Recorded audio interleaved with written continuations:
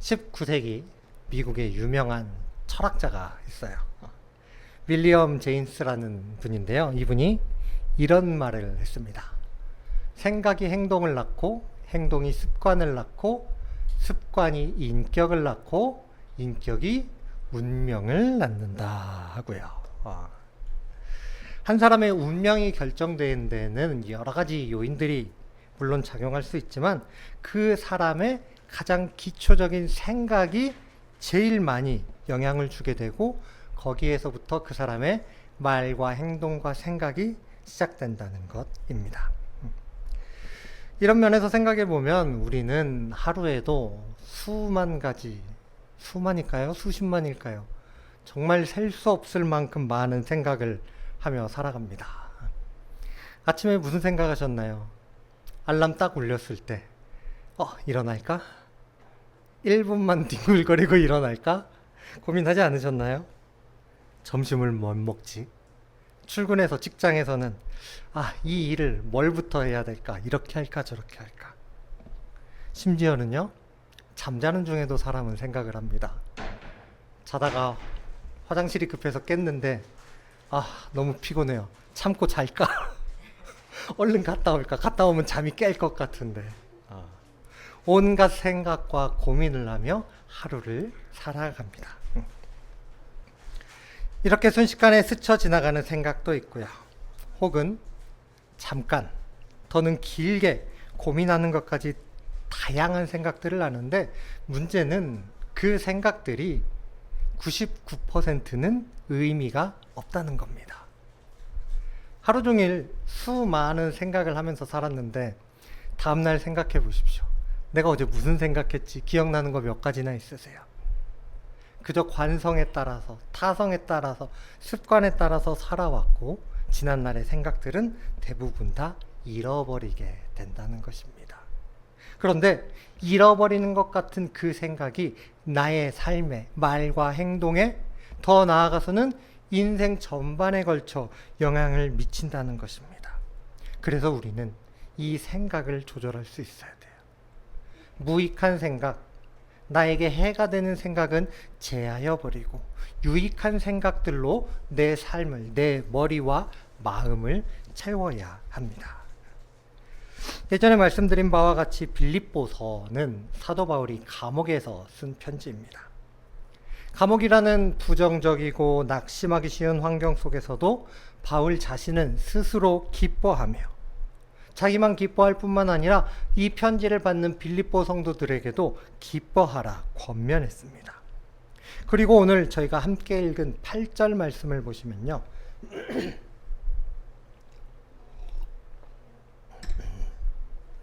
8절 말씀을 보시면 그 첫 구절이 뭐라고 시작하냐면 끝으로 라고 이야기합니다.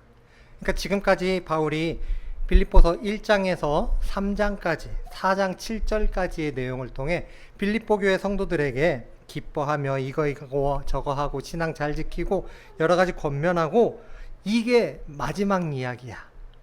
마지막 이야기라는 건 진짜 하고 싶은 이야기라는 거예요. 빌립보 교회 성도들에게 정말 중요하게 해주고 싶은 이야기가 있습니다. 이 빌립보서 8절 9절 4장 8절 9절의 말씀을 통해 바울은 무슨 이야기가 하고 싶었느냐? 생각의 기준을 바꾸어라. 행동의 지침을 제시합니다. 생각의 기준을 바꾸고 이렇게 행동하라는 것입니다. 바울이 예수님을 믿는 성도들에게 기뻐하길 원하는 빌립보 성도들에게 어떠한 덕목들을 제시하고 있는지 우리의 삶을 말씀과 함께 되돌아보고자 합니다. 8절 말씀을 보시면요. 바울이 첫째로 무엇에든지 참되며 라고 이야기를 합니다. 무엇에든지 참되며.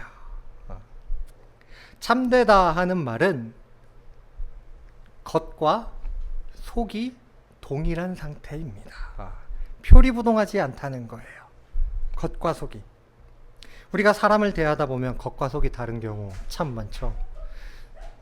그럼 너는 똑같냐 하고 물어보신다면 저도 사실 어디 가서 떳떳할 수 없는 입장이지만 사람은요 겉과 속이 참 다릅니다. 그래서 우리나라 속담에도요 10길 사람 키의 10배나 되는 물 속은 들여다볼 수 있어도 한 길밖에 안 되는 사람의 속은 알 수 없다 이야기하지 않습니까? 왜 이렇게 됐느냐? 세상에서는 그것이 능력이고 그것이 지식이고 그것이 요령이라 이야기하기 때문입니다. 보고서 작성할 때 내 성과를 살짝 부풀리는 거, 내가 한 일들 안에서 이게 불법이 아닌 정도까지 살짝 부풀리는 거, 사람들은 이게 잘한 보고서라 이야기를 합니다. 불법과 편법의 경계를 넘나드는 것이 능력이고 그것이 기회라고 이야기합니다. 그리고 사람들이 실제로 그렇게 생각하고 그렇게 행동하고 더 나은 결과를 얻어내기도 해요. 그런데 요한복음 8장 44절을 보면 이렇게 이야기합니다. 너희는 너희 아비 마귀에게서 났으니 너희 아비의 욕심대로 너희도 행하고자 하느니라. 그는 처음부터 살인한 자요 진리가 그 속에 없으므로 진리에 서지 못하고 거짓을 말할 때마다 제 것으로 말하나니 이는 그가 거짓말쟁이요 거짓의 아비가 되었음이라. 아멘. 예수를 믿지 않고 사탄의 자녀가 된 자들은요 거짓을 무기로 삼습니다. 그런데 우리 예수님을 믿는 자들은요 거짓이 아니라 참됨을 무기로 삼을 수 있어야 합니다. 앞서 말씀드린 윌리엄 제임스의 말을 빌리자면요 생각이 참되지 못하면 그 입에서 나오는 말과 행동이 참되지 못합니다. 그 사람의 인생이 거짓으로, 운명이 거짓으로 변화가겠지요. 첫 시작점인 생각부터 참되게 하지 않는다면 그의 인생은 모래 위에 세운 집과 같을 것입니다. 저와 아내가 19년도에 결혼하고 이제 20년도에 아들을 출산할 때예요. 그때 이제 저희 가정은 저와 아내 그리고 이제 태어날 아들까지 이제 3인 가정이 될 예정이지요. 그래서 출산 지원 정책이 뭐가 있나 여러 가지로 알아봤어요. 근데 알아보는 것마다 소득 수준에 걸리지, 가족원 세대수에 걸리지, 뭐 받을 수 있는 게 별로 없는 거예요. 그래가지고 속상해하고 있던 차에 어느 날 이제 아내가 그러더라고요. 장모님이 남해에 혼자 계시니까 잠깐만 이쪽으로 주소를 옮겨서 4인 가족을 만들면 우리가 이제 4인 가족이니까 소득도 되고 가족원 수도 돼가지고 뭐 여러 가지 지원 정책을 받을 수 있으니까 우리 이거 해보자 했거든요. 근데 사실 이 정도는 다 아시잖아요. 근데 제가요 거절했어요. 하지 말자고요. 아니 이거 하면 산후도우미 오셔가지고 2주 3주 동안 봐주는데 막 100 몇십만 원 들어갈 거 2, 30만 원이면 되고 여러 가지 물품도 지원받을 수 있고 하는데 왜 안 하느냐? 나중에 그럴 것 같아요. 하나님 앞에 갔을 때 창피할 것 같은 거예요. 또 다른 성도님들이 볼 때 어떻게 생각하겠어요? 목사도 위장 전입은 그냥 하는구나 생각하실 거 아니에요. 그래가지고요 우리가 조금 손해보더라도 100 몇십만 원 주고라도 산후도우미 우리 돈으로 쓰고 우리가 정직하게 하나님 앞에 정직하게 행하자 하고 했어요. 그렇게 하고 준비하고 이제 출산일이 가까워 오는데요 정말 놀랍게도요 제 아들이 3월 26일생이거든요 3월 달부터 그 정책이 딱 바뀐 거예요. 첫째 아들은요 소득, 가족수 상관없이 무조건 지원을 해주기로 서산시에서 그 조례를 바꿔가지고요 지원을 받게 됐어요. 그것도 산후도우미로 오신 분이 얼마나 베테랑이었는지요. 저희는 아이 씻기기도 정말 힘든데 그분 손에만 닿으면 아이가 안 우는 거예요. 밥도 잘 먹고요 저희 아내 식사도 잘 준비해 주시고요. 덕분에 저희는요 최고의 베테랑 도우미 분에게 아이 케어하는 법도 배우고요 거의 3주였나요? 3주 동안 잘 도움을 받을 수 있었습니다. 요령 부리고 이번 한 번만 딱 눈 감으면 편할 것 같아요. 엄청난 게 생길 것 같아요. 하지만 우리 진짜 무기는 어디에 있느냐? 그러한 요령에, 거짓에, 작은 부정에 있는 것이 아니라 참됨에 있습니다. 진실함에 있습니다. 지금은 손해보는 것 같아요. 그런데 하나님은요, 그보다 더 넉넉하게 채워주시는 것을 우리는 경험했고, 우리는 말씀을 통해 알고 있습니다. 이것을 우리의 마음에 새기고 실천할 수 있는 성민가족 되시기를 소망합니다. 바울의 두 번째 권면은요, 무엇에든지 경건하며입니다. 이 경건이라는 말을 요즘 사람들은 자주 오해합니다. 그런데 오늘 특히 바울이 사용한 이 경건이라는 말의 의미는요, 존경할 만하다, 품격이 있다, 우러러 볼 수 있다 하는 의미를 가지고 있습니다. 즉 우리가 평소에 하는 생각과 말과 행동이 겉으로만 드러나는 거룩한 척하는 그런 거 말고요, 종교적인 거룩 말고요, 누구라도 믿는 자나 믿지 않는 자나 우리를 볼 때 저 사람 참 품격 있어, 교양 있어, 저 사람 본받을 만해 해야 한다는 것입니다. 이러한 삶은 가볍게 유행에 따라 이리저리 흔들리는 삶이 아닙니다. 절대적인 기준을 가지고 살아가는 삶입니다. 그 기준이 무엇일까요? 하나님입니다. 하나님이라는 불변의 기준을 놓고 그 말씀을 따라, 가르침을 따라, 우리에게 주신 사명을 따라 살아가는 것입니다. 이것을 있어 보이는 말로 뭐라 하느냐? 코람 데오라고 합니다. 데오가 하나님이라는 말 의미예요. 하나님 앞에서 내가 어디를 가든지 누구와 있든지 어느 시간에 있든지 하나님 앞에 있음을 늘 의식하며 살아가는 것입니다.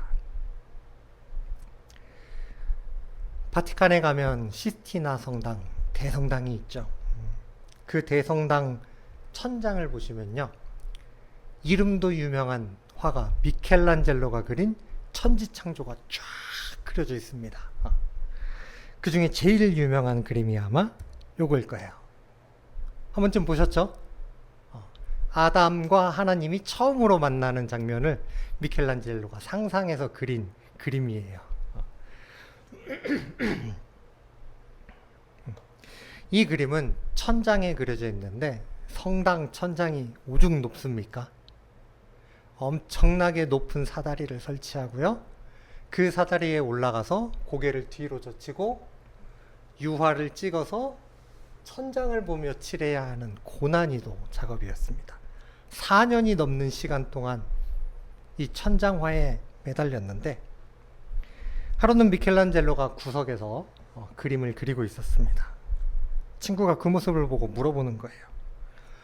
그렇게 구석진 데는 빛도 잘 안 들어가고 사다리 내리고 나면 사람들이 보지도 않을 텐데 뭐 그렇게까지 열심히 그리냐. 그러자 미켈란젤로가 이렇게 대답했답니다. I know, God know. 내가 알고 하나님이 알고 계신다는 거예요. 여기에서 내가 대충 칠해버리면, 여기에서 내가 최선을 다하지 않으면 내가 제일 먼저 알고 나와 함께 하시는 하나님이 알고 계신다는 거예요. 그러니 나는 작은 구석도 보이지 않는 모서리라 할지라도 최선을 다해야만 한다는 거예요. 경건은, 거룩은 남들에게 보여주기 위한 것이 아닙니다. 하나님의 말씀대로 내가 살아가려는 노력입니다. 코람데오의 정신입니다. 하나님 앞에서의 정신으로 존경받을 만한, 신앙의 품격이 우러나올 만한 우리들 될 수 있길 원합니다. 바울은 세 번째로 무엇에든지 오르며 무엇에든지 정결하며 라고 말합니다. 무엇에든지 옳다 하는 것은요, 다른 것이 아닙니다. 해야 할 일을 하는 것이 옳은 것입니다. 볼펜을 가지고 글씨를 썼어요. 잉크가 나오지 않으면 이 볼펜은 옳지 않은 거예요. 잉크가 남아서 내가 그린 대로 선이 그어져야 옳은 것입니다. 그리고 뒤에 이야기하는 정결하다, 이거는 도덕적으로 또 영적으로 순결한 것을 의미합니다. 우리 그리스도인들은 무슨 일에든지 자기에게 주어진 일, 맡겨진 사명을 잘 감당하며 영적으로 무흠해야 합니다. 영적으로 무흠할 뿐만 아니라 도덕적으로도 정결해야 합니다. 나라를 잃고 바벨론으로 끌려간 다니엘과 세 친구를 한번 생각해 보실까요? 바벨론에 끌려간 그들은 자기의 이름을 빼앗기고 우상의 이름을 받았습니다. 우상에게 바쳐졌던 왕의 음식을 먹도록 강요받았습니다. 하지만 이들은요, 자신들의 영적 순결함을 지키기 위해 왕의 음식을 거절하고 채소를 달라 했습니다. 온 나라에 왕의 동상을 세워놓고 정해진 기간 동안 왕 이외에는 절할 수도 기도할 수도 없도록 만들어 놨습니다. 하지만 그들은 자신들에게 주어진 사명, 부르짖어 기도하는 것, 나라와 민족을 위해 하나님께 간구하는 것 멈출 수 없었습니다. 하지 않으면 옳지 않게 되니까요. 자신들을 노리고 그 법을 만들었음을 알고 있음에도 기도했고요. 결과는 어떻게 됐나요? 채소만 먹었으니까 점점 말라가고 다크서클 내려오고 피골이 상접했나요? 아니죠. 오히려 얼굴에 광채가 돌았습니다. 평소보다 7배나 뜨겁게 한 불구덩이 속에서 굶주린 사자 사이에서 하나님께서 보낸 천사들의 도움을 받아 아무런 해도 털끝 하나도 상하지 않았습니다. 그리고 그들은 온 나라의 모든 학자들보다 10배나 뛰어난 사람이 되었죠. 다니엘은 마침내 최고 총리의 자리까지 올라갔습니다. 왕이 다니엘을 인정했고요. 다니엘이 믿고 섬기는 하나님을 인정했습니다. 세상의 거대한 흐름, 물질적 유혹이나 트렌드 앞에서 우리는 무엇이 옳은가, 그른가, 무엇이 순결한가를 분별할 수 있어야 되고 선택할 수 있어야 됩니다. 때로는 그것 때문에 손해보는 것 같고 내가 굉장히 불이익 당하는 것 같아도 하나님의 정의와 영적 순결을 택하는 삶에는 능력이 있습니다. 하나님이 반드시 지키십니다. 풍성한 은혜를 넘치도록 부어주십니다. 이것을 우리 가슴에 꼭 새기실 수 있길 소망합니다. 마지막으로 네 번째, 바울은 무엇에든지 사랑받을 만하며 무엇에든지 칭찬받을 만하며 라고 이야기를 합니다. 사랑받을 만하다 하는 것은요, 매력적이라는 의미입니다. TV를 보면은요, 아이돌, 배우, 굉장히 예뻐요. 늘씬하고요. 가진 재능들도 참 많아요. 근데 그 사람들을 우리는 좋아는 하지 사랑하지는 않습니다. 좋아한다와 사랑한다의 차이예요. 좋아한다는 것은 그 사람의 외적인 모습을 그냥 동경하는 거예요. 그런데 사랑한다 하는 것은 그에게 매력을 느끼고 끌린다는 거예요. 내가 그쪽으로 끌려간다. 그 사람과 기쁨을 함께 나누고 싶고요. 시간을 함께 하고 싶고요. 내가 가진 것을 공유하고 싶은 게 사랑하는 사람입니다. 그러면 바울은요, 이런 우리를 향해 너희가 사랑받을 만한 사람이 되라고 이야기를 합니다. 사랑받을 만한 사람과 함께 칭찬받을 만한 사람도 되라는 것입니다. 이러한 사람들의 특징이 무엇이냐? 앞서 바울이 권면한 내용들을, 세 가지 내용들을 모두 다 품고 있는 자들입니다. 교회 안에서도 밖에서도 의롭고 참된 사람. 세상은 이런 사람들을 법 없이도 살 사람이라 부르고 우리 그리스도인들을 향해 그런 모습을 기대합니다. 대표적인 분이 한 분 있습니다. 지금은 잘 모르시는 분이 많더라고요. 사랑의 원자폭탄 혹시 들어보셨나요? 손양원 목사님에 대한 이야기입니다.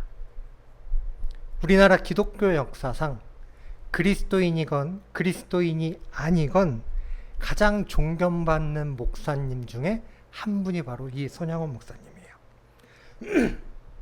손양원 목사님은 신학을 공부하고 1939년 여수에 있는 애양원 교회라는 곳에 전도사로 부임을 하게 됩니다. 이 교회는 보통 교회와 다른 곳이었어요. 어디였냐면은 한센인들 격리시설에 있는 교회였어요. 문둥병이라고도 하죠. 그때 문둥병은 전염병이고 고칠 수 없는 불치병이고 아주 보기에 흉측하고 다른 사람들에게 괴로움을 주는 질병이었기 때문에 이 사람들을 따로 격리시켜서 그곳에서 나가지 못하도록 했죠. 애양원 교회에 부임하신 손양원 목사님은 죽음을 무릅쓰고 환자들을 돌보았고요. 장갑도 끼지 않은 채 함께 식사하며 생활했습니다. 피고름이 흐르는 중환자들의 상처를 입으로 빨아내며 치료해 주었을 정도로 그들을 진심으로 아꼈고요. 자기의 생명을 걸고 사랑했습니다. 그러던 중에 1948년 여순 사건이 일어납니다.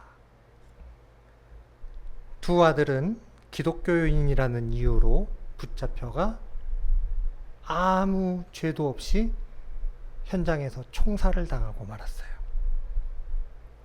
사건이 진압되고 범인이 잡혔습니다. 두 아들을 죽인 가해자 안재선 씨입니다. 체포되었고 재판을 받아 사형이 언도되는 순간이었어요. 그때 손양원 목사님은 원수를 사랑하라 하신 예수님의 그 말씀을 실천하겠다며 재판관에게 간곡히 청원하여 안재선 씨의 사형을 취소시킵니다.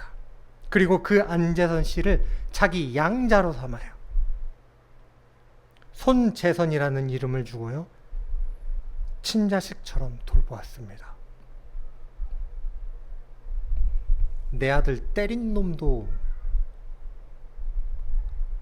과자 한 봉지 사주기 힘든데 죽인 사람을, 둘이나 죽인 사람을 양자로 삼아서 기릅니다. 이러한 손 목사님의 행보 때문에 사람들은 그를 사랑의 원자폭탄이라는 명예로운 별명을 붙여주었습니다. 그런데 이후 심사참배를 거부하다가 1940년 일제에 체포되어 5년간 모진 고문과 옥고를 치루었고요. 6.25 전쟁 중에 공산군에 체포되어 예수님을 믿는다는 이유로 그마저도 총살당하며 불과 48세의 나이로 순교하셨습니다. 손양원 목사님은 세상 모두가 멀리하는 사람, 격리시키는 사람, 가까이도 하지 않는 사람, 말조차도 섞지 않으려는 그 사람들을 목숨 바쳐 사랑했고 예수님의 가르침을 지키기 위해 원수를 내 자녀 삼아 길러냈습니다. 죽는 순간까지 그 믿음을 버리지 않았습니다. 이러한 그의 삶은 무엇에든지 사랑받을 만하며 무엇에든지 칭찬받을 만한 삶의 표본이라 할 수 있을 것입니다. 그래서 실제로 수많은 사람들이 이 손양원 목사님의 삶을 보고 그를 사랑했고 그를 칭찬했습니다. 교회와 기독교를 향한 찬사를 아끼지 않았습니다. 우리는 교회 안에서 성도라고 부르지요. 거룩할 성자입니다. 거룩한 백성이라는 의미예요. 믿음 안에서 직분을 받은 자입니다. 그러면서 동시에 가정에서는 엄마, 아빠, 형, 동생이고요. 직장에서는 직원이고요. 이웃과의 관계에서는 다양한 위치를 가지고 있습니다. 그 자리에서 우리는 어떤 평가를 받고 있습니까? 교회 안에서 말고요. 예수 믿는 사람은 다르네. 역시 교회 다닌다더니 내가 저 사람은 인정해. 이런 소리 듣는다면 저 사람처럼만 해봐라. 그러면 우리 아파트가, 우리 동네가 천국일 거다. 이런 칭찬을 듣는다면 우리 삶이 진짜 인정받는 삶, 주님께서 칭찬하실 만한 삶이 아닐까요? 우리는 예수를 믿었습니다. 그리고 예수님의 가르침을 받았습니다. 그래서 그걸 가지고 세상을 따뜻하게 만들어가고 세상 사람들에게 사랑받을 만한 일을 하며 세상 사람들에게 칭찬받을 일을 해야 합니다. 우리의 삶을 통해, 친절하고 매력적인 인격을 통해 예수 그리스도의 향기가 풍겨나는 것이고, 그것을 맡은 사람들이 교회로, 하나님 앞으로 발걸음을 옮기며 나아올 것입니다. 말씀의 결론입니다. 9절 말씀 우리 함께 보실까요? 9절 말씀 시작.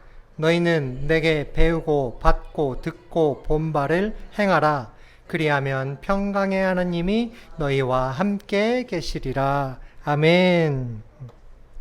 이제 내가 가르치고 제시하고 말하고 보여준 것들을 행하라고 바울이 이야기합니다.